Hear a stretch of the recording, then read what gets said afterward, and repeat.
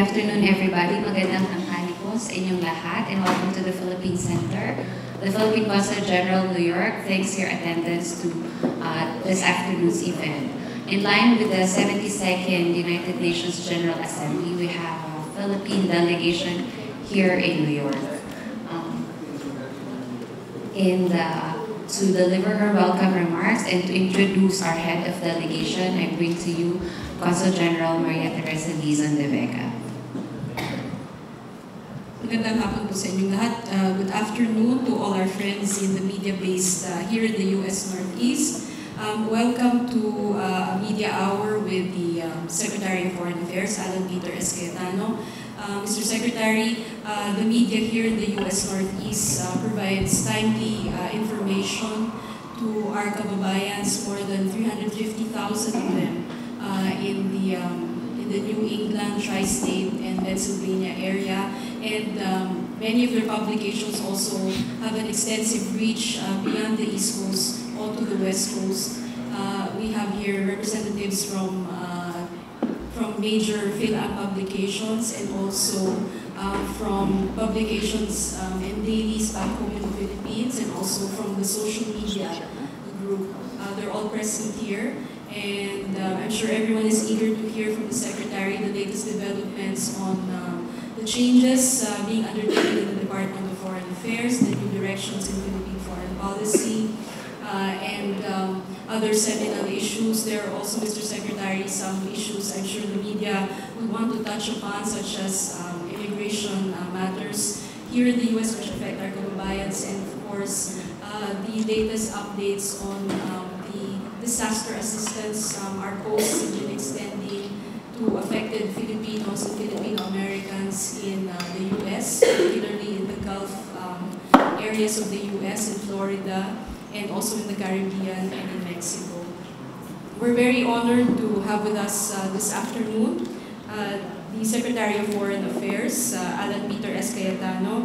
Formerly, of course, you know him for over 2 decades as one of our leading political figures back in the Philippines. He has been in public service for 25 years. And has served on a variety of committees, both in the House of Representatives and the Philippine Senate. Prior to his being appointed by President Rodrigo Roa Duterte as Secretary of Foreign Affairs, he served as chairperson of the Senate Foreign Affairs Committee in the Philippine Senate. And just before his appointment as Secretary of Foreign Affairs, he also served as the co-head of the Philippine delegation to the United Nations in Geneva, Switzerland for the Universal Periodic Review of the Philippines in May 2017. The Secretary is here in New York for the UN General Assembly High-Level Week, and he's also scheduled to give a policy address at the Asia Society tomorrow evening, and he will also be chairing some meetings of the ASEAN as the Philippines is the chair for 2017. And he has and will also meet a number of our bilateral partners on the sidelines of the UN General Assembly. So without further ado, ladies and gentlemen in the press, in media, may we request Secretary Cayetano for a brief message before we open the floor to questions. Maraming salamat, Secretary. Magandang hapon po. Good afternoon to everyone.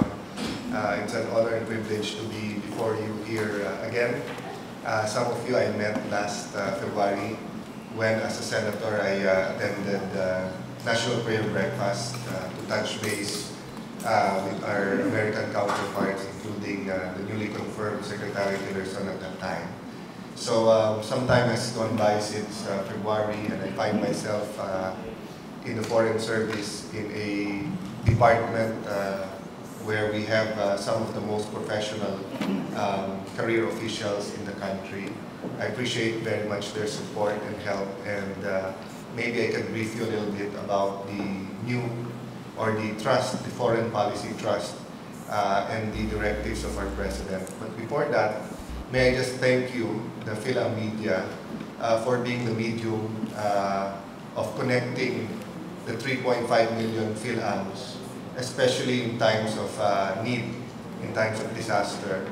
The help that was given by the Phil-Am community to those who were affected by Irma well, by Harvey first in Houston, showed the Bayanihan spirit is well alive in every Filipino, especially here in the U.S. And then the Caribbean, Central America, and Florida, of course, was affected by Irma.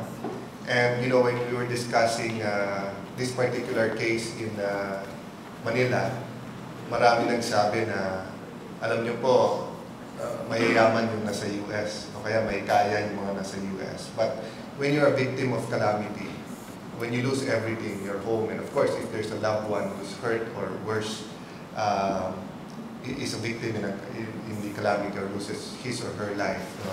Walang mayaman o mahirap eh. Pareho lang. And every time there's a grave disaster or calamity in the Philippines, just like Yolanda, the Philippine community came together and immediately responded. So I feel that it is our duty not only to congratulate and encourage the Philippine community in the US to continue to help those affected by Harvey and Irma, but also to urge Filipinos back home, especially those who benefited over the decades, over the last century of those who helped us from here, no, from the US. So going straight po dun sa foreign policy initiatives, so we'll have more time for the question and answer. Tatlo ang directives ng ating Pangulo. First is the independent foreign policy. At yan naman po hindi bago. Yan po yung nasa Constitution natin. And there are a lot of parameters in the independent foreign policy, but basically it means putting our national interest in the center of our foreign policy. So you may just oppose this with what the President said in one of his trips as the separation from the U.S., if you remember.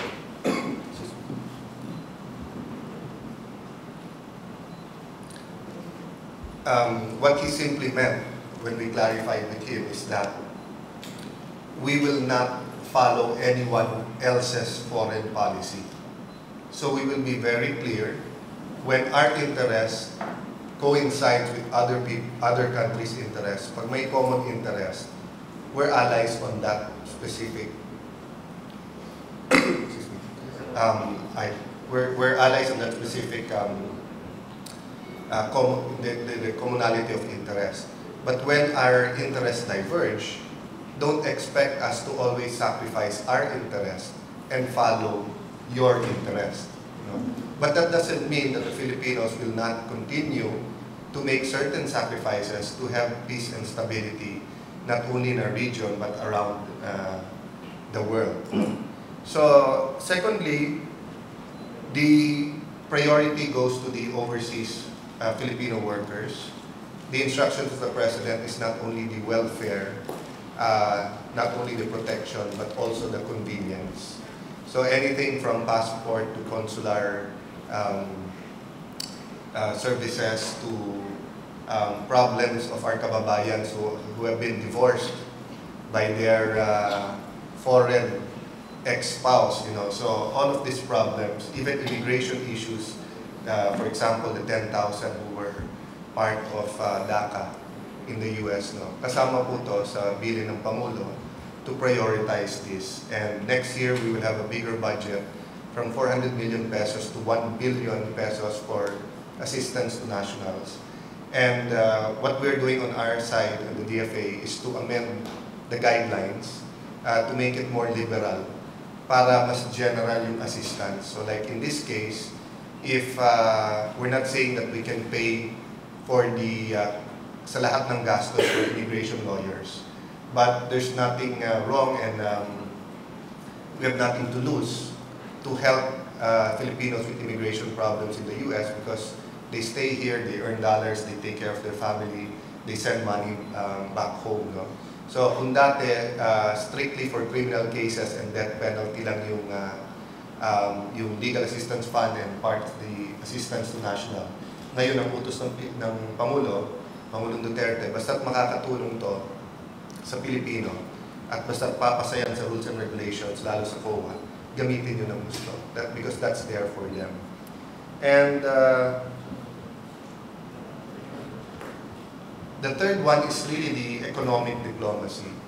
You know, we live in a global society, global community, and the reality is there's so much potential. Trade has grown with the EU, with China, with Japan, but intra-ASEAN trade still much to be desired. I've had bilateral meetings here in New York and back home and during the ASEAN with many countries. We've seen that there's so much potential, ang dami pang pwede from both sides. No? So the President has asked certain members of the economic team to personally handle business delegations, to have business forums, to have roadshows, to show what the Philippines has to offer, how we're making business easier, how we're making sure that policy is consistent. So basically, yung apat na parating hinihingi ng businessmen, which is tanggalin ng corruption, a predictable policy framework, meaning hindi pa iba-iba yung policy, infrastructure, and peace and order. Of course, the elephant in the room is human rights, and I'm sure you'll ask me about it and how it's affecting business. So I'll wait for your questions lang that, but I will tell you, as a general statement, is that the efforts of the President is to protect the human rights of the 105 million Filipinos. No? So the initiative or the war on drugs, the campaign against drugs and criminality is not a campaign to violate anyone's human rights, but actually to protect the human rights of all 105 million Filipinos. And we can go further into that as you ask questions. So with your permission, I'll stop there and we can have a conversation. I think we have an hour and a half, so we should be able to cover something. Thank you very much, Mr. Secretary. May I just acknowledge also the presence of our Undersecretary for Policy, Undersecretary Enrique Manalo, to the Secretary's left. And we also have our other senior officials here with us. We can start with questions. Kindly identify yourself before asking the question. And please make sure it's a question. Friends, can we have Elton, Lugay, Elton, and then there are microphones available there. Good afternoon po.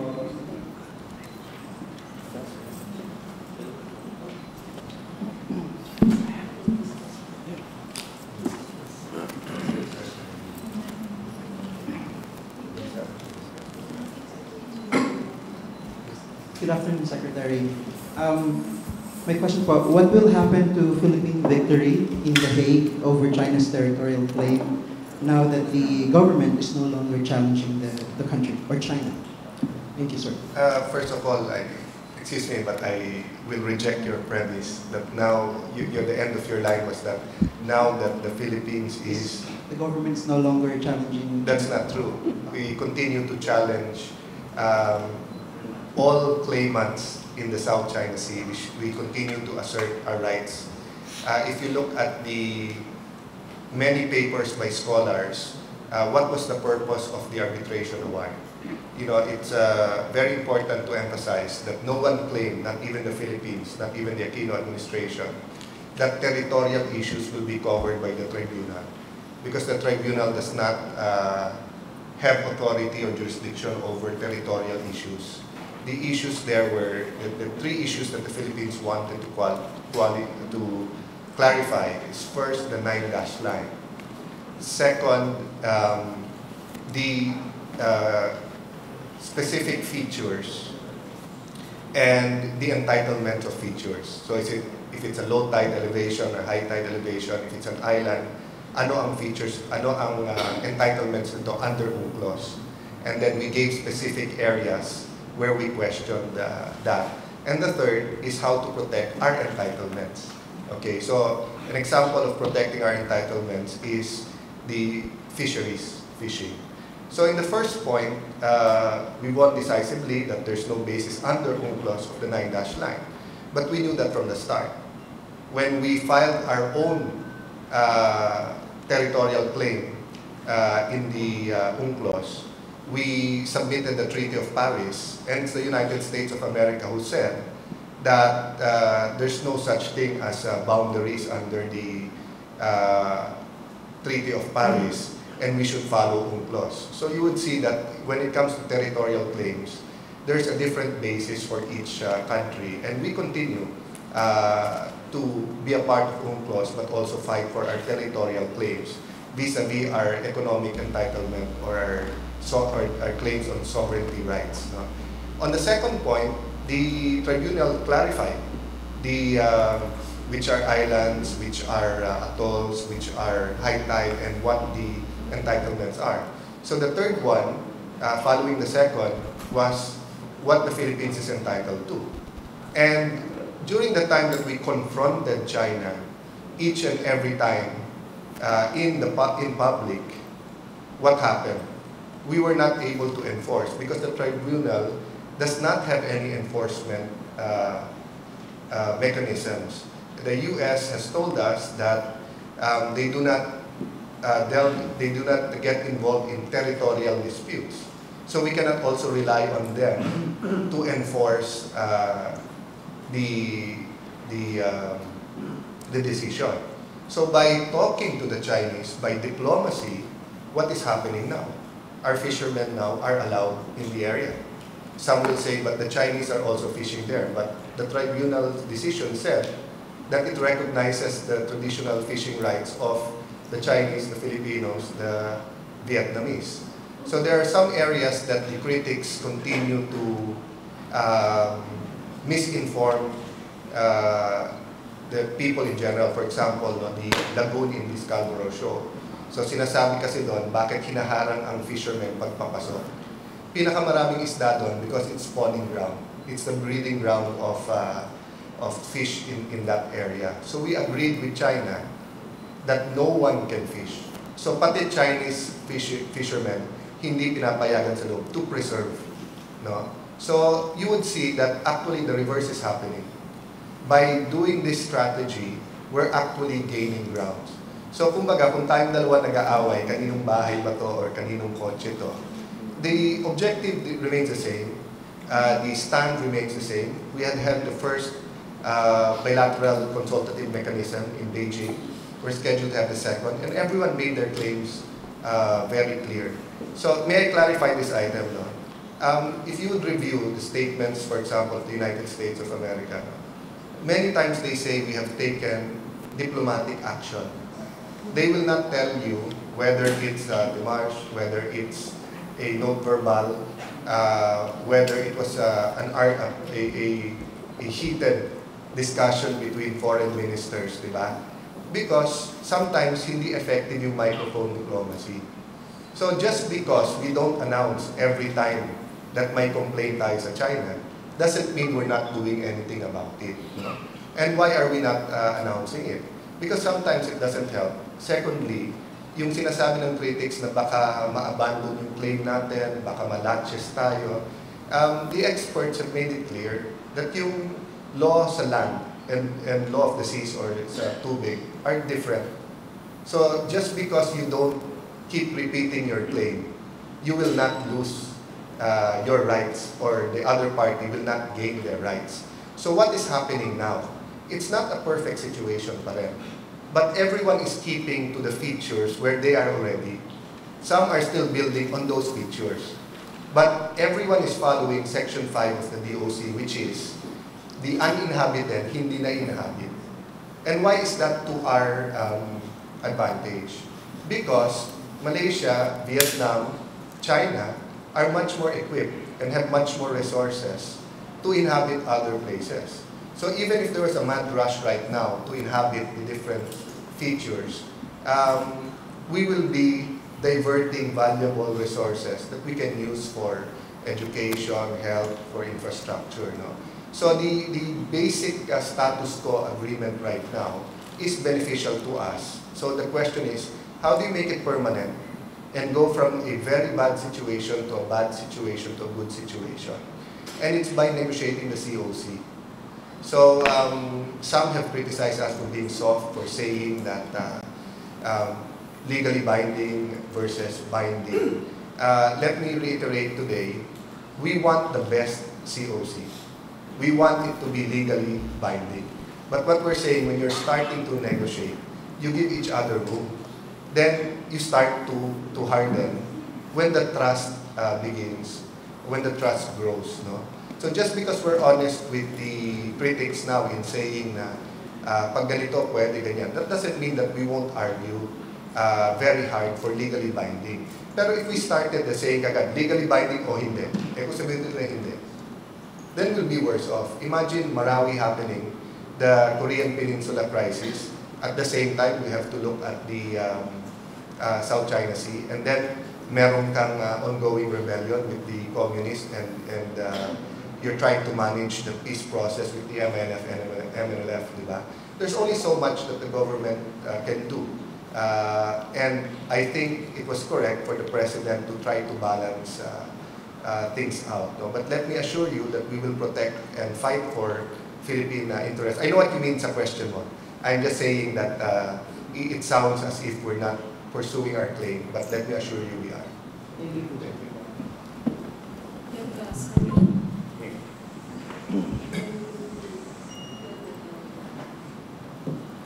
Magandang hapon po, Mr. Secretary. My name is Sunny from the Filipino Express. First of all, I would like to congratulate the DFA for the timely assistance to the Filipinos in the Caribbean affected by Hurricane Irma. Now, my question is, since the time of President Duterte's implementation of an independent foreign policy, would you be able to enumerate the benefits the Philippines gained out of this independent foreign policy? Well, let me start with our old allies. Despite the ups and downs, our relationship with the U.S., especially under the Trump administration and Secretary Tillerson, and may make special mention of someone who is also key to a better relationship, Ambassador Sung Kim, the U.S. ambassador to the Philippines. So they continue to assist us. They've given us $15 million recently for the emergency assistance to Marawi. They've given us 2 planes for surveillance. It's completely it's fully operational at lahat ng equipment na kailangan is on the plane. So it's not a raw Cessna plane, but it's an ISR plane. We continue to strengthen our relationship with Japan. In the Aquino administration, in the first year, Japan committed to the Philippines 70 billion pesos for infrastructure. During the Duterte administration, Japan committed 700 billion for infrastructure. Of course, the Aquino government got more after the first year. But just to give you a comparison, 10 times more was committed. In fact, when Prime Minister Abe committed 1 trillion yen, many eyebrows was raised both here and Japan if that would be possible. But in my last visit before I was appointed as Secretary of Foreign Affairs, I was with the economic team in Japan, and the special advisors to Prime Minister Abe reminded us that with the Metro Manila subway system and all the other projects, it will already be above 1 trillion yen. With China, with the strengthening of the relationship and putting on one side the dispute and on the other side the relationship, our Chinese tourists have doubled from 500,000 a year. We're approaching 1 million a year. They've committed $23 billion for infrastructure projects. Russia has shown interest in $7.5 billion worth of infrastructure projects. One example is the monorail from Baguio City to La Trinidad. Russia is opening up their agriculture market to us, except for meat. They need a lot of agricultural supplies, and they said they're ready to accept $2.5 billion US dollars worth of agricultural supplies. Going back to China, when it comes to bananas and pineapples, no, production is up, and many are scouting for more lands in Mindanao. because nga of the better relationship. So, in sum, no, ang ibig lang naman sabihin ng independent foreign policy, friends to all, enemies to none. So, yung bilateral relationships to each country, walang pakialam yung isang country.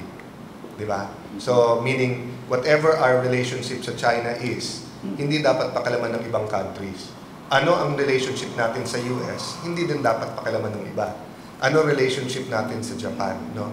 So we're following our interest, we're following our values, and trying to balance. Of course, there are regional issues, there are regional rivalries, no? But so far, aside from the noise that was created and some uncomfortable moments, di ba? The relationships with countries that we had bad or no or little contact with has grown tremendously. And then the relationship with our old allies are shaken once now and again. But it's more of a, kumbaga sa kalye, more of may humps. Paminsan-minsan, so you have to slow down and go over the hump, di ba, and talk it out. But it's not really any walls, no? So there's no building of walls. We are expecting President Trump to visit in November for the ASEAN-related meetings, and we will definitely give him a very warm welcome. No? So I think it's more of the balancing act. So economically, ang dami pong benefits ng independent foreign policy. Sa Middle East naman po, because many of our Muslim brothers and sisters saw three things kay President Duterte.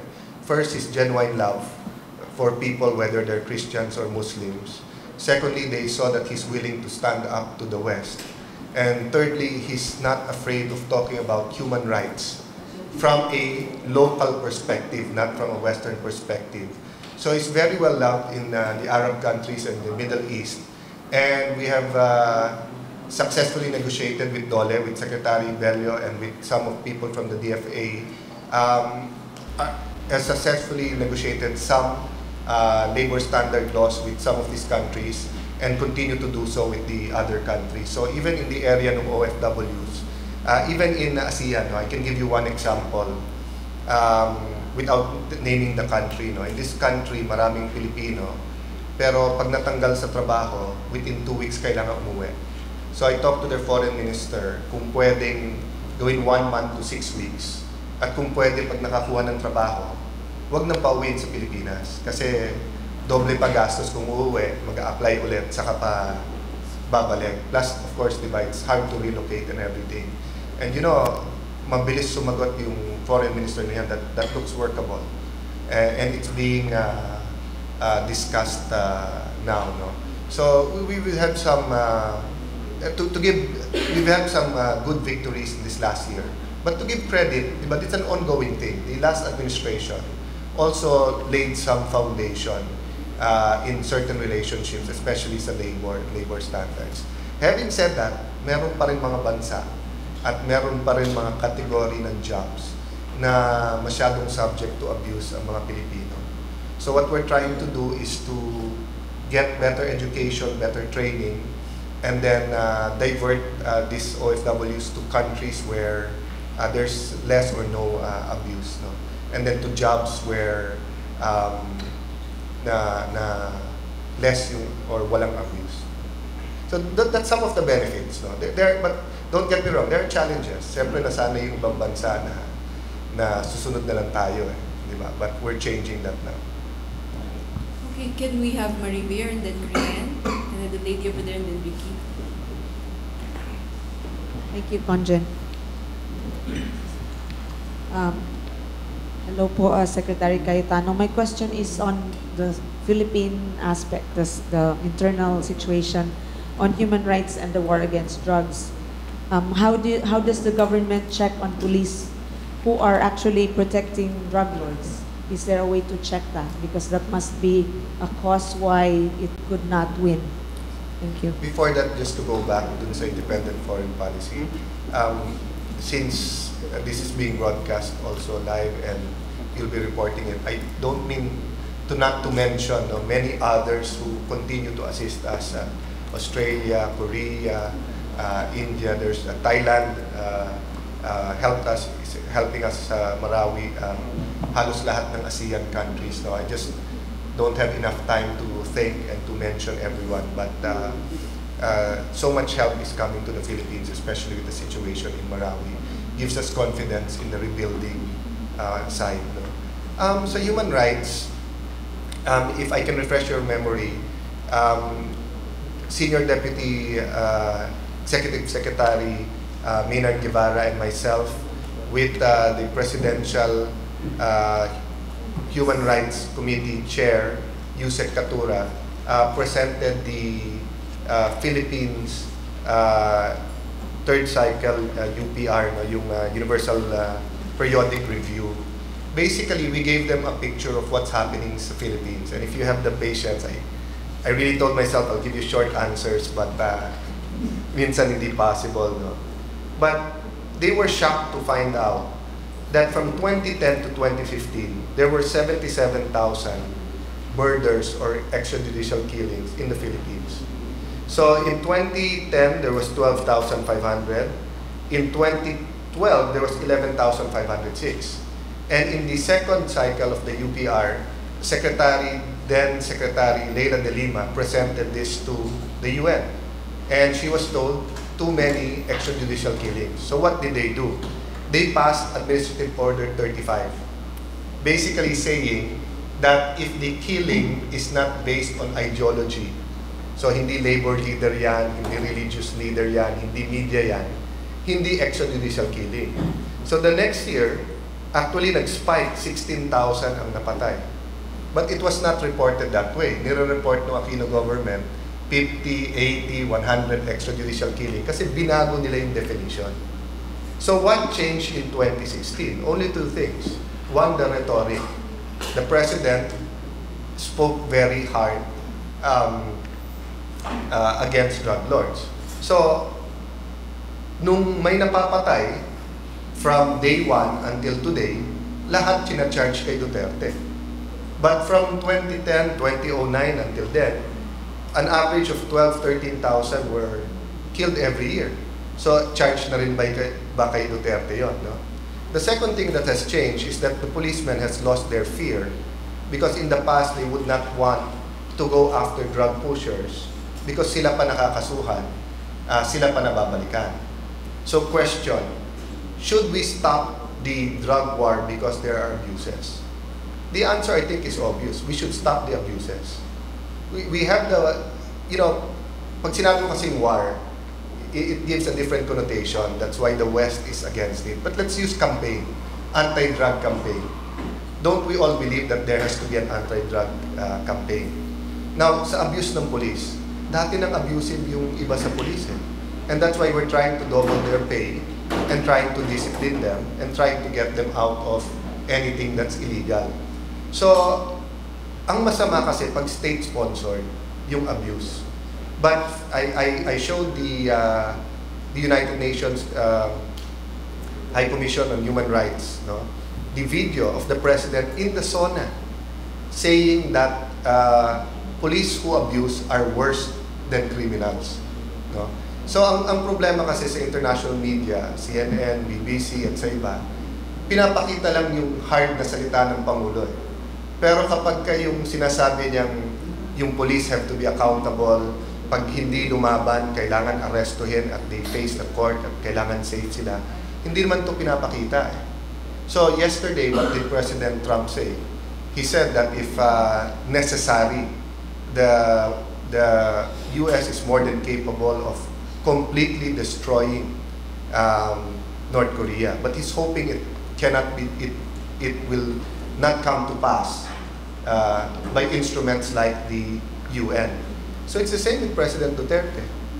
He was saying that we have to destroy the drug apparatus. We have to destroy pushers, etc. But if they give up, or if there are mechanisms under our law, due process. No?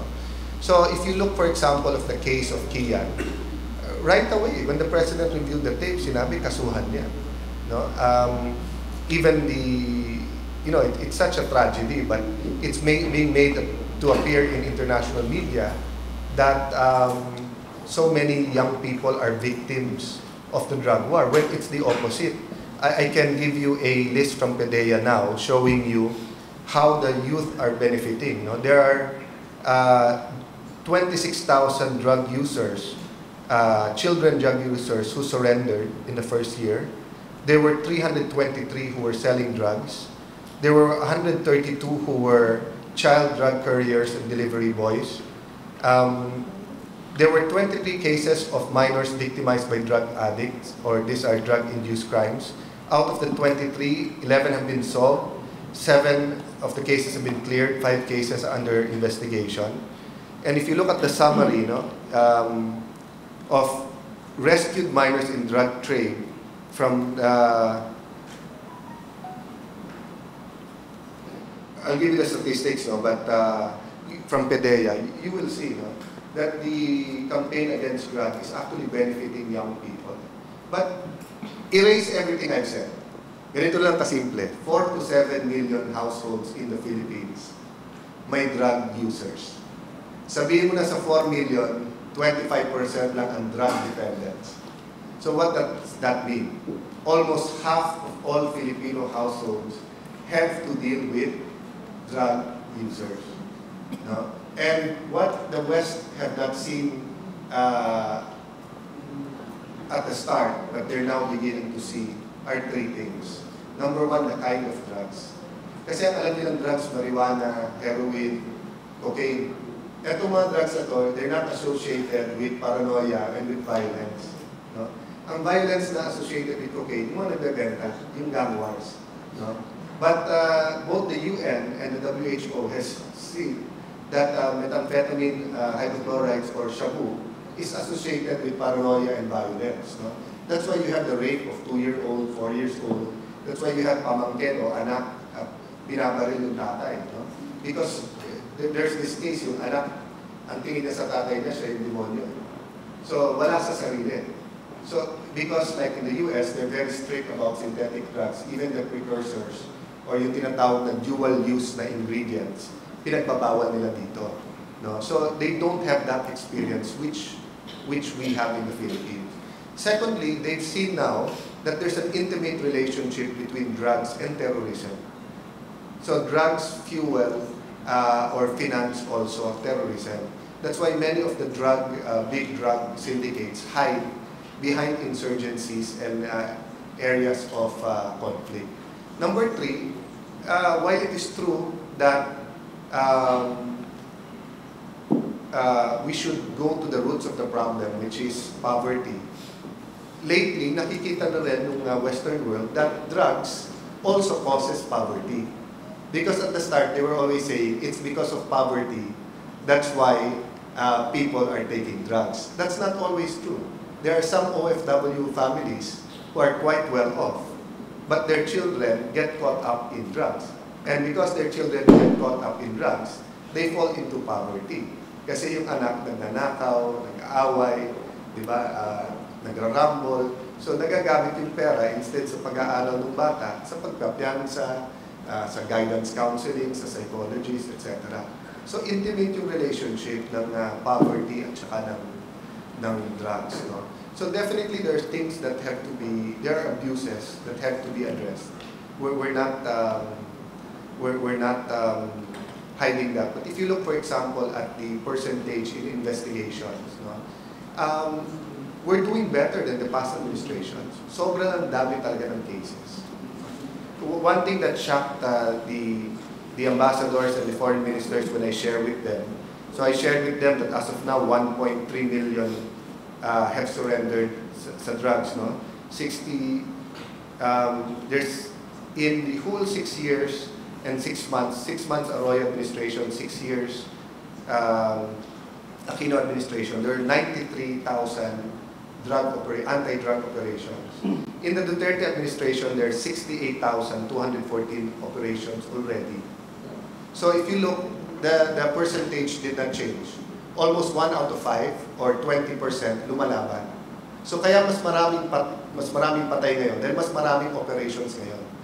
Pero it's almost the same ratio of yung mga lumaban sa mga operations during the past administrations. No? 96,000 personalities have been arrested sa drugs. No? So, the ratio is for one who died, 379 surrendered. No? So, it's even getting better than the 1:20 in the past. No? Homicide cases is still average, but mas mataas talaga yung deaths resulting from presumed legitimate law enforcement operations. Why do we use presume? Because under the law, there's a presumption of regularity. But under the law and under yung utos ng presidente, basta't may napatay, automatic na yung internal affairs ng PNP iimbestigahan. So it's not true na hindi iniimbestigahan.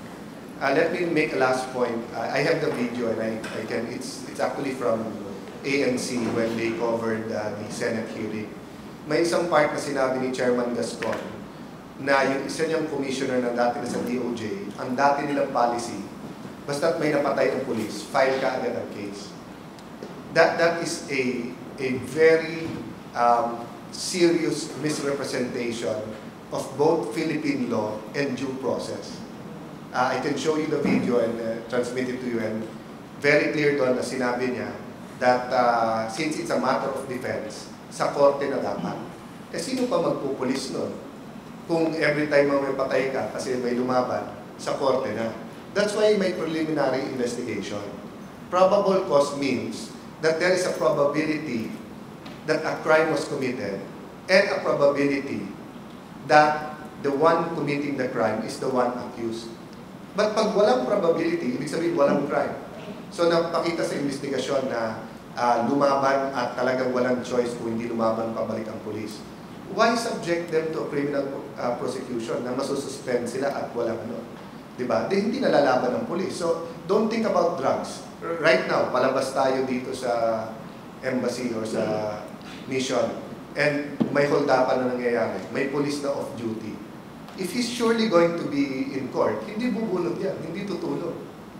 Kasi he'll put himself, he's already putting himself in danger by helping us in that situation. But to be surely charged in court and not have his day, not have due process. So dito mo makikita na CHR kasi mismo ang nagbibigay ng misimpression sa rest of the world na para bang nung last administration, napakagaling at napakahusay nila sa human rights. I don't disagree that our rhetorics versus human rights is that they spoke politically correct. Tayo minsan hindi politically correct. But in terms of observing the law, mas stickler pa tayo, mas mahigpit tayo sa rule of law kaso sa mga past administrations. We'll give you a copy of both yung real numbers and then nasa cellphone ko yung video. I'll give it to you for your reference. Can we have Krian and then lady over there, then Ricky and then Don and then Omar? Good afternoon, Secretary Cayetano. Christina Pastor po from the Philippine Online Magazine. I have two questions about North Korea.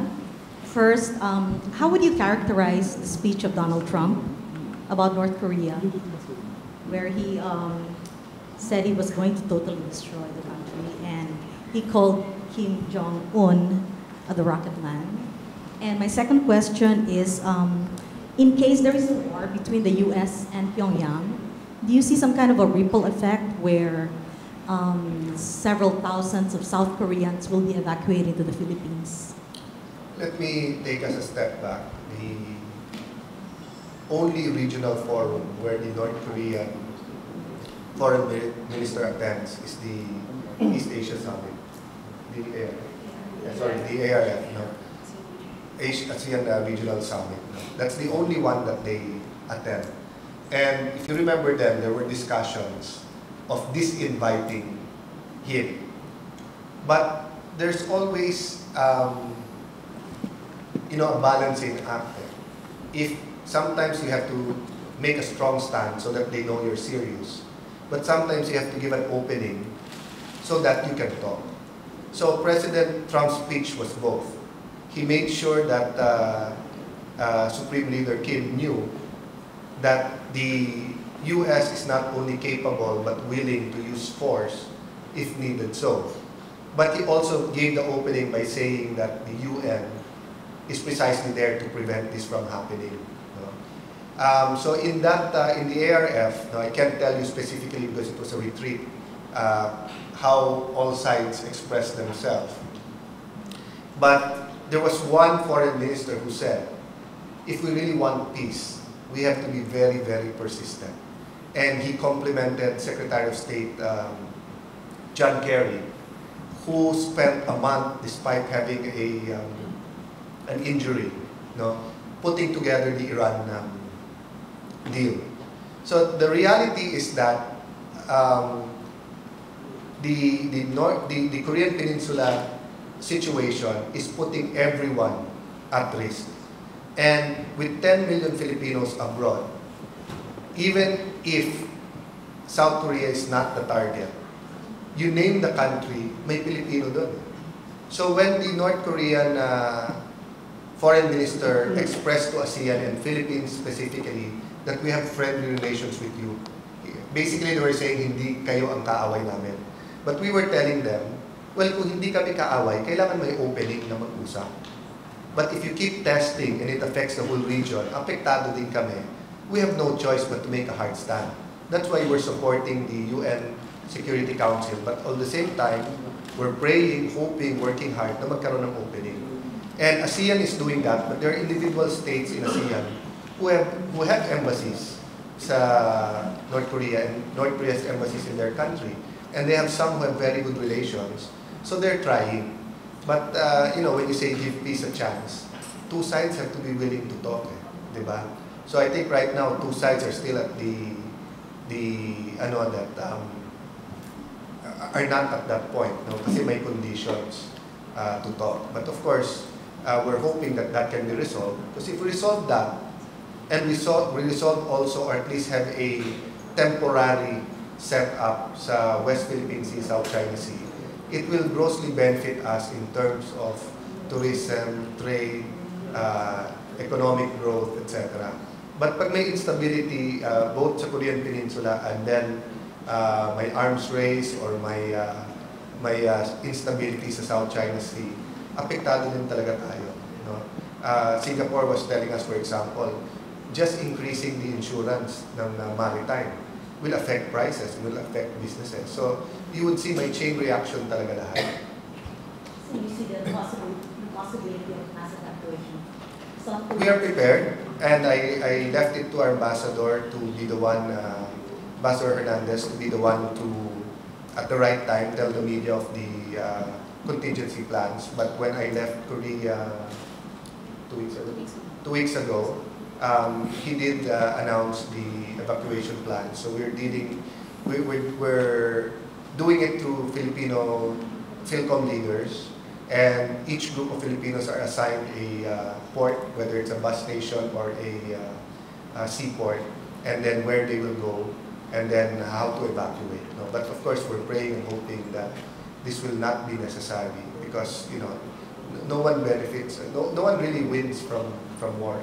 There'll be a winner, there'll be a loser, but everyone will lose lives, property, the economic momentum, etc. And since Filipinos are everywhere, we have the obligation and we have the to be the peacemaker. So we're hoping that we can play a role. President from the start, President Duterte made himself available. President Trump called him up to call up President Xi Jinping. He did that. President was willing to go to North Korea, but we got entangled with the situation in Marawi, and he had to focus on that. But we, as Filipinos, as responsible citizens of the world community, we always, and we're always prepared, and we continue to be prepared to be peacemakers. Even in the peacekeeping efforts of the UN, we continue to play a big role. We continue to send peacekeepers, and we continue to make ourselves available. Just to keep follow-up, did you say that President Duterte was willing to? He said that at the beginning of his term, when the situation was not this great. Ang problema kasi, umabot na sa, di ba yung sunod-sunod yung testing, tapos yung sanctions. Kasi, when you offer yourself as a peacemaker, you want to see the opening. Kasi you're not there, di ba, para to use a Filipino term, pabebe lang or mag-selfie. You're there because you want to achieve an objective. So no matter how much it is improbable, as long as may opening, pasok tayo. Pero kung at the start pa lang, hindi nagpapakita ng opening for peace, then there's no point at that point in time, di ba, to go or be there. Can we have UNTV, please? Mary Jean Pineda from UNTV. Ang tanong ko po ay, ano po ang progress ng possibility na magkita si President Duterte and President Trump this year? At ano po ang posibleng mapag-usapan po nila? Thank you.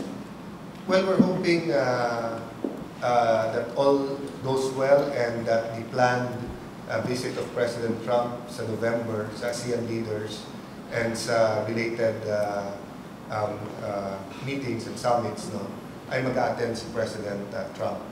Marami silang pag-uusapan from security arrangements to strengthening our relationship. Of course, we always are very concerned with the Filipino community in the U.S., yung kalagayan nila. And then, of course, the U.S. is always also always wants to address regional security, U.S. interests, U.S. businesses in the region and in the Philippines. But as our oldest ally and friend, the dialogue is ongoing, and they have several topics to discuss depending on what's the most urgent at that time. Of course, trade is at the top of the agenda, both of the U.S. and the Philippines, because the world is undergoing certain changes, and there are different approaches now how to approach globalization. Thank you. Can we have Ricky and then Dawn, then Omar? Good afternoon. Good afternoon, Mrs. Secretary. I would like to have a follow-up question earlier concerning gains that came out of the independent foreign policy that we have. First one is about in the Middle East, though.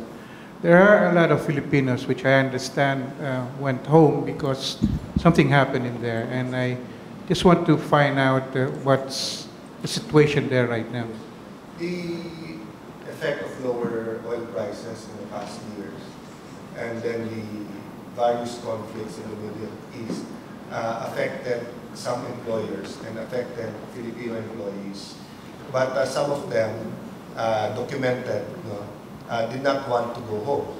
And nagsapalaran, wanted to find jobs there. Some overstayed. So, ang nangyari in the case of KSA or the Kingdom of Saudi Arabia, the royal family granted the amnesty because sometimes may mga fines for overstaying, or sometimes may mga cases. So we made full use of that amnesty, and tens of thousands were repatriated. Having said that, many continue to go to the Middle East. Alam mo, sa Iraq, we actually have 4,000 Filipinos there, despite the raging war, and now, of course, Syria and Iraq are winning against ISIS. But ang katwiran parati ng Pilipino, kung uuwi sila at magutom ang pamilya, they'd rather risk their life and nakakapag-aral yung mga anak, may kinakain, may bahay. So, the DOLE, the DFA, the other relevant agencies have to work together, harder and better. We've made representations, for example, the Chinese have had inroads with some Middle Eastern countries and will build some of the infrastructure. And since the income in China is rising, it's not always that feasible for them to bring in Chinese labor. So we have communicated to the Chinese that Filipino labor is already available in the Middle East, and the expertise are there. We have a lot of engineers, electricians, may technical know-how. So they said, give us a point person and let's work on it. So yun yung situation doon. I reported to the President and the Cabinet because he asked us to intensify our assistance to the OFW. So we found out, for example, no, na ang style sa ibang Middle Eastern countries, yung employer, pag alam na magko-complain na yung employee, kakasuhan niya sa police. And dati, yung ating Legal Assistance Fund at ATM, pwede lang pag nasa korte na, hindi sa police. So we amended and are amending the rules and regulations para dun pa lang sa police, pwede na tayong tumulong. And then that we can have more retainer agreements with lawyers from those countries.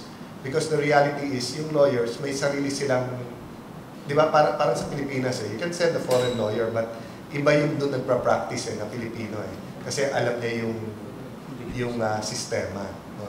So, those are some of the reforms that we are implementing. But again, sa long term, dapat talaga yung by choice na may trabaho sa Pilipinas at choice mo lang kung gusto mong lumabas ng bansa. But right now, many go out of the country kasi mababa sweldo or walang trabaho sa atin. Secondly, when they do have a choice, it should be the countries that have a high regard for labor standards and for humanitarian concerns. No? Kasi there are only about 2, 3, or 4 countries na makikita mo yung statistics or yung grabe ang abuse compared sa ibang bansa. No? But it's hard to make a call kasi pagka pinagbawal mo naman minsan sa bansa na yon, yung contract workers natin, they go there undocumented. Lalo silang hindi protected. Pag pinayagan mo naman, minsan that country takes it as an abuse. That country thinks that we don't really fight for the rights of our OFW. So, President has actually ordered all of us, all the cabinet members, to be more assertive sa rights ng migrant workers. To thank those who are very, who treat Filipinos very well, but to also lean harder and take diplomatic action against those where parang nagiging trend yung abuse. And the second question that I have is about the European Union.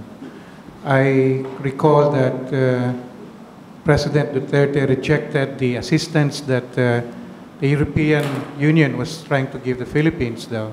And I was wondering if how's our relationship with the European Union? Well, first let me clarify, reject natin any assistance that may conditions. Because we don't want to accept money and then be bound by the conditions. So having said that, it has been recently clarified that that's new assistance. And the Secretary of Finance also clarified that if the conditions are generic or to all of the countries and are for both sides, no? Meaning, minsan kasi sila solo ang pwede mag-decide na wag na ituloy. Dapat mutual decision, di ba? And then, kailangan priorities natin. Di ba? So, we've had our ups and downs with the EU. A group of parliamentarians visited. I met and sat down with them personally with former Senator Ed Angara and my sister, Deputy Speaker Pia Cayetano. They visited Senator De Lima after they saw us. I've had a bilateral meeting with their deputy, yung pinaka-deputy nila ng foreign minister. Then I sat down with their foreign minister also. So there've been some headway, and then of course human rights continues to be an issue that we want to tackle. So what happened is that we opened a quarterly dialogue with the EU and EU states ambassadors in the Philippines. No? So we're doing it bilaterally and multilaterally. No? And once we showed them our UPR report and the real numbers, it's not that they agree, but they appreciate that we're engaging. And they see that we're willing to talk human rights. Wag lang i-politicize. Kasi the way, for example, Special Rapporteur Calamard is doing it, she sounds more like an oppositionist in the Philippine government than a special rapporteur, di ba? That's why what we told the UN Human Rights Council, 7 billion people in the world, send us anyone who has an open mind. And recently, yesterday or day before yesterday, the President in public, and then instructions were sent to me to invite representatives from the UN human rights, the various human rights organs to the Philippines. No? So we will be working on that. No? So hindi tayo takot na maimbestigahan because we know what we're doing is in accordance with law, in accordance with the Universal Declaration of Human Rights. No? But we're asking them not to look at the rhetoric. Let me give you an example. No? Bakit kapag ka Western leader ang magsabing, I will destroy you, I will eat you, I will kill you, sinabi sa terrorist, okay sa kanila. Pero pag sinabi mo sa drug lord, hindi okay. Because iba yung, ang tingin nila sa terrorist, hindi pwede mag-negotiate and out to get mankind. Because they don't know the kind of drugs that we're dealing with. You cannot also negotiate with a pusher who's high on shabu. Yung nasa sarili niyang mind, lalo yung mayaman na pusher, you can negotiate because mas importante sa kanyang buhay niya. Pero ilan sa mga pushers, no? And it's a significant number, but I'll let the authorities be the one to give the actual numbers, no? A significant number of pushers are actually users. So pag wala sa sariling mind, as a student, I attended in my practicum I was with the fiscal in an inquest late at night in Manila City Hall. Nakita ko na nagwi-withdrawal yung isang nakaposas when he started to shake and started to move and started to bang. Kasi nagwi-withdrawal. Hindi high yun, nagwi-withdrawal. Pero pag high pa yun, they feel they're indestructible. So I'm not saying the rhetoric is correct. What I'm saying is that you would see that they treat the rhetoric towards terrorism differently from the rhetoric towards the drug menace. But in the Philippines, the threat of terrorism and the threat of drugs are both real to our people. So when the President says, I will eat you or I will destroy you, it's not meant to the court, to the lawyers, to the bankers, to the media. All of us, if he talks to us plainly, we will understand. But to the worst of criminals, no, na walang morals, ang naiintindihan lang nila pasigaan eh. Di ba? And the President believes that he has to talk that way for them to understand that he means business. No? The international community might not agree, but the responsibility of the President is first and foremost to the Filipino people and keeping them safe. Sinusunod natin lahat ng treaties na yan. No? So, we continue to try to build bridges, but we are strengthening relationships with other countries. Now, to your second question, Ms. Hanilet received invitation from the First Lady of the United States of America. And one of the most powerful tools in diplomacy is the direct connection with family members. Even in the DFA, we have a spouses program. Even in the ASEAN, spouses are invited. And my spouse, Mayor Lani, is tasked to take out, to tour, to show possible projects, to show what we're doing, to show the countryside to the spouses. No? So normal yun. So she was invited to go that, therefore she's here. Now, I can find out who paid, but it really doesn't matter. Because if she's doing it for the country, whether the Philippine government or shall pay personally, it's really part of diplomacy and an effective part of diplomacy. No? Any First Lady representative of any president in the Philippines or outside will follow the same rules. Remember, President Aquino was binata, so he could choose kung sinong, even in Congress, pareho kaming binata at the time, so we had someone else sit in the spouses program. No?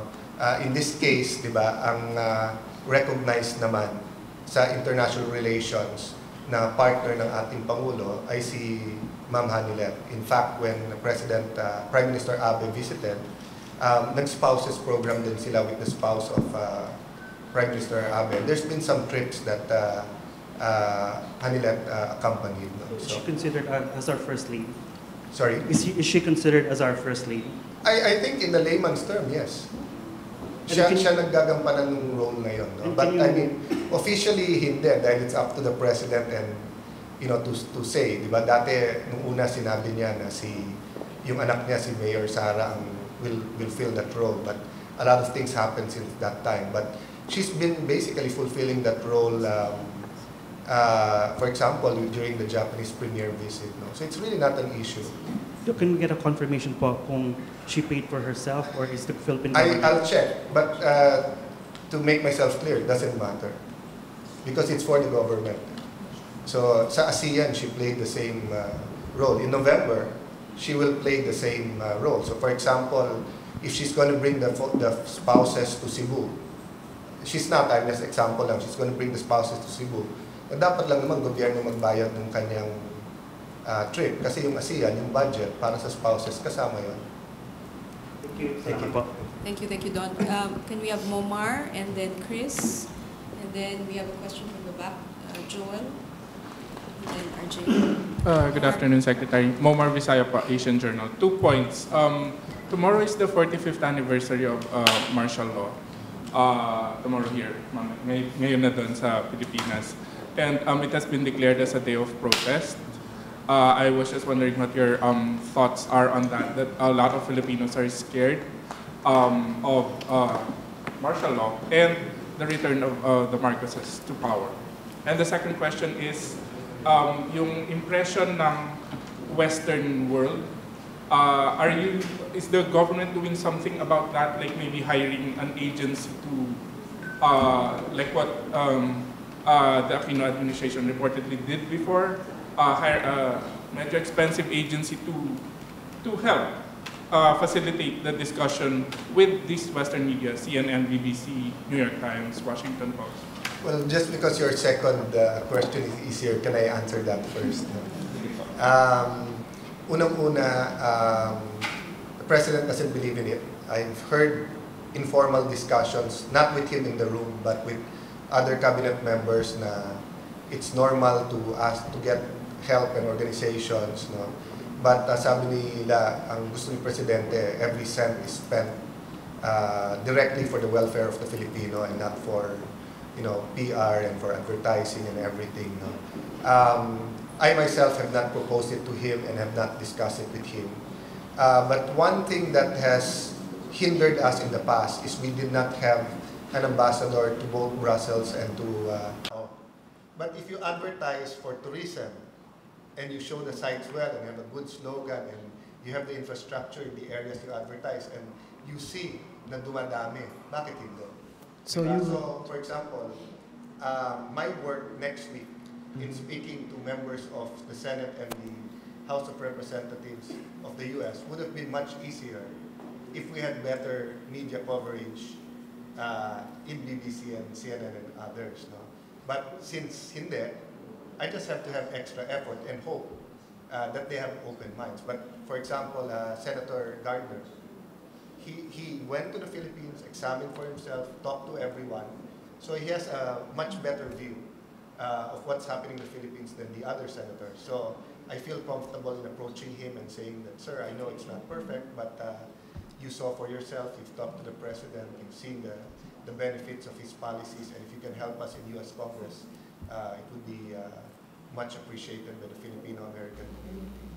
All right, 2 quick unrelated questions. The first one is, I think I heard the President say something like he invited the UN to set up a human rights office in the Philippines. So my question is he really serious about that? And Yes. how Yes. are we going to go about that? We're talking now on how to go about it. No? But basically, ang kay Presidente naman, transparent and fair. Ayaw lang naman niya na may pupunta na rapporteur doon na ideological. Remember, pagdating kasi sa drugs, meron na rin ideological dyan. Meron na niniwala na yung tinatawag nilang health approach, ang dating sa atin, yung health rehab. Pero meron kasing mga grupo sa Europe, ang paniniwala nila, kailangan illegalize ang possession ng drugs. And then may clinics or may safe spaces all over. So yun yung approach nila. And any other approach, they're against. So yun yung ideological na Pag ideological kasi you can't debate eh. Dahil sarado na ang isip. No? Having said that, that's a minority.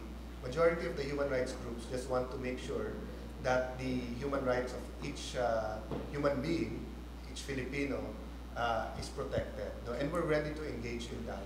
And we're ready to show the world that the campaign against drugs is not a campaign against human rights, but to protect the human rights of 105 million Filipinos. All right, ito po yung final question. I think 50% of all the questions asked here was about the South China Sea dispute. And since we've been talking about disputes, I was curious about what happened dun sa, you know, the International Court for the Settlement of Investment Disputes, the case that we had against the Belgian dredging firm where we lost billions of pesos.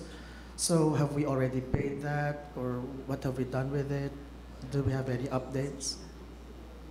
Let me get the details from the Office of the Solicitor General, but definitely, quietly, the economic managers and the legal cluster, no, or the people dealing with the legal matters have to deal with a lot from the past administration. For example, sa taxes, there's been a lot of Supreme Court decisions disallowing yung kinolekta. So, kailangan ibalik. But that's, I guess, part of it. I mean, every administration deals with something like that. That's why ang gusto nga ng presidente ngayon, straightforward yung kontrata, and we should not even allow it to get to the arbitration case. No? And that's not the only one we lost or are losing. No? But having said that, sabi ng Pangulo sa amin, pointing fingers will do no good. So let's just deal with it, but make sure that during his administration, walang ganyang dispute para hindi na tayo umabot sa arbitration. But just to be clear, we will be paying billions of pesos in damages. If the ruling is against us, then we won't have. Actually, it is. Yes. Oh. But I mean, if it becomes final, Yeah. and if the company refuses to, because amicable settlements at any point. May in time, MR pa ba yun? Wala na. I'm not that sure, no.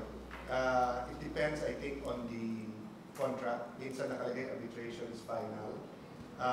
But having said that, remember the dispute is between the two countries and companies. Right. It's a government to government. So sometimes pwedeng pag-usapan. Meaning palitan, let's say we really don't want dredging of Laguna Lake, but the Belgian company can offer some services that we want anyway. Yeah. Sometimes pumapayag, but sometimes allergic na sila to deal with that country because of that experience. Yeah, kasi I was thinking, if we're gonna end up paying about the same amount, if they're not gonna do it na lang, but can we just tell them na, sige, tuloy nyo na lang, tapos wala na tayong away. The contract is still much bigger, and then they might charge us more kasi after 5 years or 6 years, iba na yung computation. But I hear you, and quietly, some cabinet members are trying to reach that agreement with some contracts that were in dispute and umabot sa arbitration. Salamat po. Thank you. Last two questions po, and then Jimmy. Hello. Magandang hapon po, Senator Pong po sa I Am Pinoy Proud ako. I have two questions. First question, 2 days ago or 3 days ago, may nabasa ako sa Facebook or some of the DDS group in Japan. They are asking for a parang konsulado. Ngayon, can you give us a layman's term kung ano ang mga steps to have a consulate, kung population, whatever, kasi maraming tatanong na mga ganun. Most probably that's Nagoya. And actually we've been submitting proposals for more posts, whether it's embassies or consulate, and even consular offices in the Philippines. Because part of what we're working on, well, supposedly quietly, but since you asked me, not so quietly anymore, is yung sa passports, di ba? Kasi ang dapat makapag-walk-in lang lahat ng ating mga kababayan, or kung may appointment system man, dapat 1 week lang maghintay. But there was so much entanglement, and the demand grew so big, maybe because of the overseas workers and also the budget airlines, diba? So much more people are traveling. And yung old, yung dating nagsusupply ng passports, sinabi, corrupted yung database. So yung bago ngayon, which inabutan na rin yung administrasyon na to, has to have a new data capture, so yung fingerprints and everything. No? So we have been submitting, but like any other agency, kailangan dumaan ng DBM, and ang DBM, of course, as a gatekeeper, has to balance. No? So I think you're referring to Nagoya. And actually, you name any country na maraming Pilipino, no US. We're hoping Houston will be approved, no, opening of our consulate there. No? So, dun sa ma-approve, well and good, and we'll do everything we can to put the services up right away. Dun sa hindi, we're going towards mobile services. So, rather than desktop na data capture machines, laptop na to, portable na. So, yung mga taga-embassy ang hihingin namin na pupunta sa mga places na maraming Pilipino for all kinds of consular services. For renewal of passports, we're working on an app now wherein you can pay electronically and then you can just scan your computer, then may face verification. Then we'll just mail to you the passport. No? For renewals na meron ng data capture. No? Pero yung wala pang data capture, I apologize, we still have to go to you with the machines or you to us. In certain areas like Hong Kong, may problema because Sunday lang talaga nakakalabas ang ating mga kababayan. So even if we double, triple our people on Sundays, may backlog talaga. But may places, for example, sa London, ang appointments are only during Sunday, but Monday to Friday, people just walk in and get their passports. No? So you're going to hear about issues like this. They can give us feedback. We'll try to solve all of it. But in Manila, for example, now, we've changed the configuration of the website. So ngayon, madali mo makita kung kailan ka pwede kumuha ng appointment sooner. But can I emphasize lang kasi hanggang ngayon, despite our Assistant Secretary Franca and Yusek Joy Montales and the other directors going on media, marami pa rin sa OFWs, persons with disability, single parents, yung parents with children or minor, hindi nila kailangan kumuha ng appointment. Walk-in sila. No? So I guess we need a little bit of help from you in disseminating this kasi I personally have talked to OFWs na one was from Central Luzon. Sir, tagal-tagal ko yung makakuha doon. Pwede daw dito hindi ako makakuha ng appointment. Tapos tinanong ko siya, ano ba man mo sabi niyo OFW? Sabi ko, sir, you don't need an appointment. In the past, ang definition of OFW is returning. So now we're working with DOLE. Basta't may mapakita lang sila na may trabaho na sila abroad. Kahit first time umalis, express day na sila, pwede na sila mag-walk-in. So you're going to monitor places asking for more consulates, embassies, etc. We're going to try to do our best. As the country gets economically more well-off, we'll have more resources to do it. But as of now, I think probably 2 or 3 a year are ang target. Okay, last question ko. This is actually out of topic talaga. Na-observe ko lang na this is in my 20 years here in New York, this is the first time that I see the local RTVM, PTV is here with us. Is this also one of the pagbabago ng tunay na pagbabago ni Duterte? Thank you po. Well, you know, a administration that is implementing reform programs that are revolutionary, with radical change, you need communication. Because there's going to be a lot of innocent miscommunication. There's also going to be a lot of sectors that will be affected that will fight you. Do you think the drug lords are just surrendering? Or they're spending money also to have misinformation? So sometimes thinking Pinoy here, RJ or Mocha back there, gets bad media of what are you doing in New York or there. But communication is essential unless we connect to Filipinos around the world. Diba? So what I said is every peso is wisely used. And I mean, for example, if it was a different assistant secretary, not Mocha, you wouldn't get flack on Facebook. But because it's Mocha and she's a celebrity, diba, she gets flack for that. But if it was Alan or Ricky, who was ASEC for PCO, walang question about coming over. No?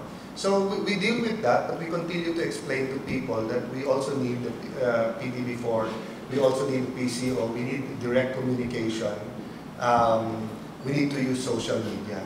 So may I take advantage of your question to also encourage all Phil-Ams. No? Alam mo, I always envied the Jewish people unity and their influence on US politics. No? And studying it more closely, one reason is yung tinatawag nilang existential issues. Di ba? Issues that deal with their existence. No?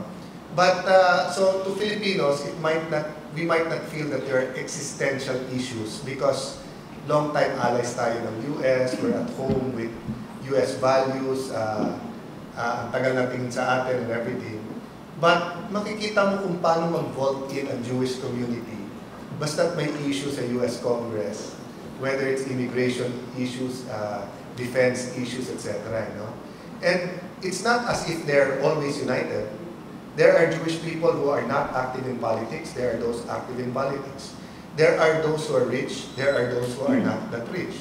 There are those who are Republicans. There are those who are Democrats. So same thing with Filipinos. Pero yung time na pag sumigaw na let's vote in and existential issue, I envy that as a Filipino.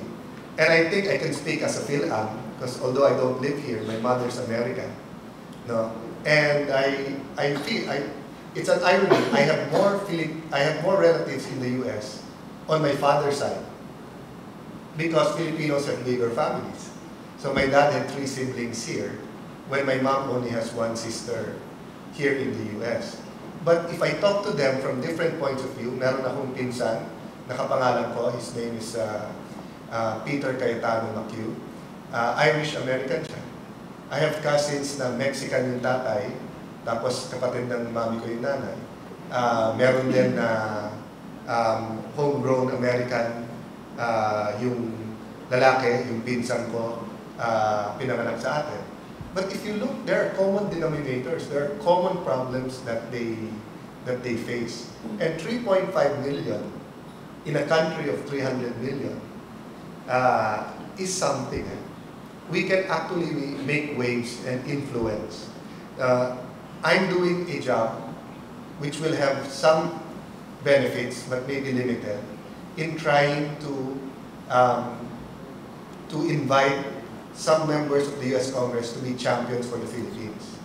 But I can't do it just by being Secretary of Foreign Affairs.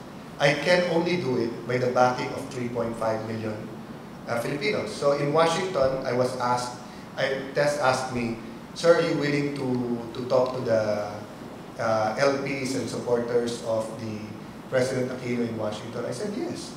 How can we say that we should vote in pag existential yung issues if you're not willing to meet one side? Diba? Let's meet in all sides. Tapos, pag ganitong issue, sige, hindi tayo agree. Ganon issue, hindi tayo agree. September 21, day of protest, huwag din tayo mag-agree. Diba? Pero pinag-usapan, benefits ng veterano, vote in tayo. Pinag-usapan, aid to the Philippines, vote in tayo.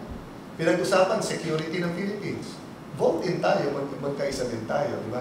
Pinag-usapan, relief efforts. As I said, diba, pag sa Pilipinas, dahil mahirap, dahil mga kamag-anak natin, instant yung tulong.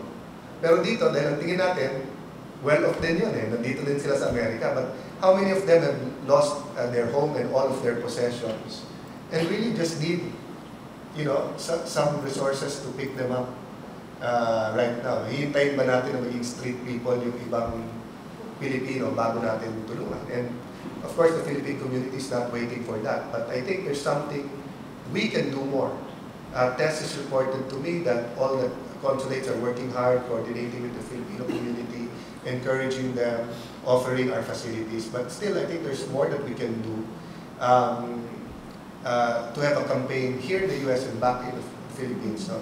Dun sa 10,000 na apektado ng DACA, no? How can we vote in as 3.5 million Filipinos in asking US Congress to pass a law to make DACA permanent? Diba? So there's a lot of things that I think we can do if we, you know, it's just like in dealing with China. Sige, we can't agree on the West Philippine Sea, China Sea, away tayo doon. But on other things, kampi tayo. So why can't we do the same thing? In politics, minsan magkaaway tayo. Some of the Duterte administration policies, hindi tayo magkasundo. But in issues that redound to the benefit of the Filipino, magkaisa tayo. Just a clarification ko lang po. We are glad and happy that RTVM and PTV4 is here. We are very happy, actually. Inunahan ko lang yung ibang critics kasi I also get my news from Facebook. So alam ko naman that there's always controversy. But I was just giving my honest opinion. And I respect those who believe that they shouldn't be here. I mean, some people believe I shouldn't be here. But I know my job and I try to do it well. Thank you. Grace, we have time for one more question. Yes, good afternoon, Secretary. I'm Grace Labagis from GMA International and Press Club of New York. Just let's go back to giving assistance to the overseas Filipinos. What can you say about the new regulations of the BOC and customs? And what advice can you give to our kababayans who are complaining and having a hard time complying to these regulations? Well, first of all, it's a work in progress. And any regulations has to deal with two things, the law and the policy of President Duterte. As you know, sabi ni President Duterte, huwag lang gamitin ng mga biyahero. No? Don't use it for commercial purposes. Pero if it's for you, for your family, dapat pwede. So when I talked to Secretary Dominguez earlier on, he was telling me about the logistical problems of customs, diba? How would you know kung first 2 boxes mo in the year yan or kung 20 boxes na yan? Kung 2 boxes lang pinadala mo and there are 50 shoes dahil 50 pinsan mo, okay lang. Pero kung every month may box ka na 50 pieces, obviously you're smuggling already, no?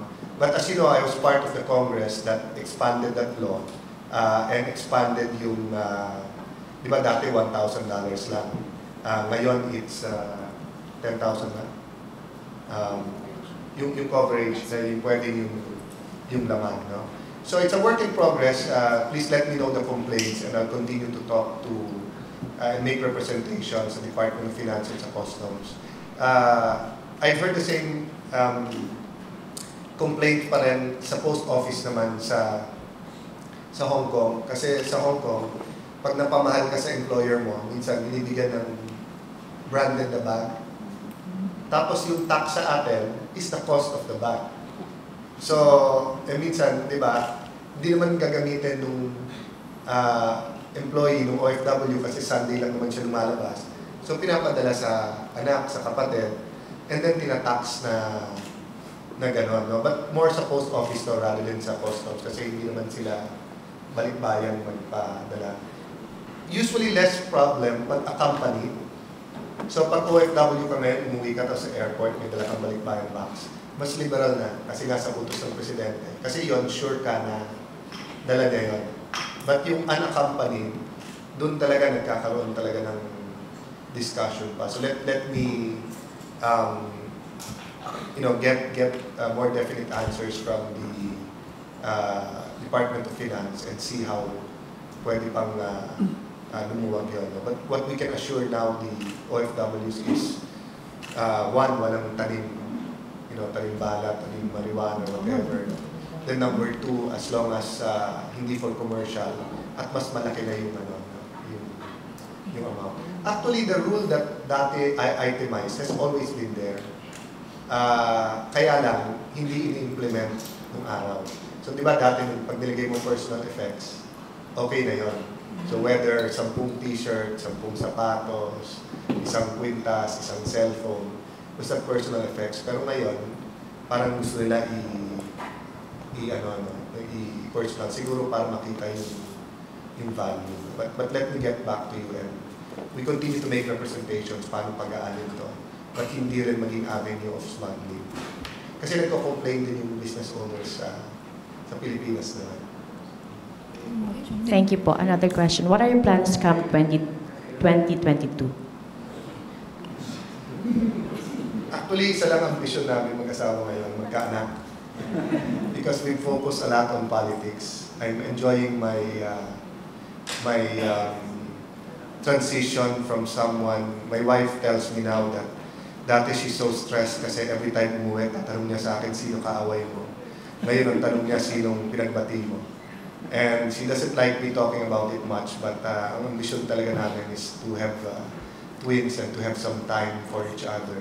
So it's her third term na rin. So 2019, it's probability she won't run or she will run for Congress. So 2022 really depends on what happens, but possibly this is my last government job. And I'll support na lang my sister or my wife or whoever. But hirap magsalita ng tapos. But I'm enjoying foreign relations. May kaaway pa rin, pero ang main objective mo, magkabate and to get things done. And it's really a pleasure working with people in the foreign service. They're always well prepared. They're always on time, which politicians like me should take their cue from.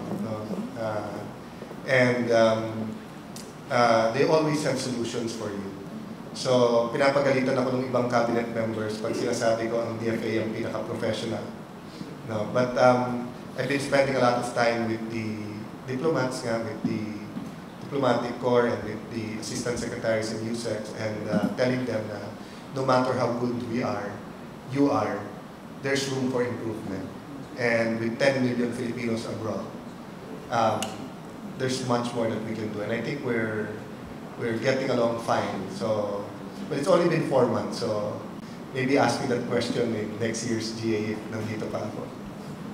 Thank you. Thank you very much. Thank you to our friends in the media. Maraming salamat po for coming. And most of all, thank you to Secretary Alan Peter Cayetano.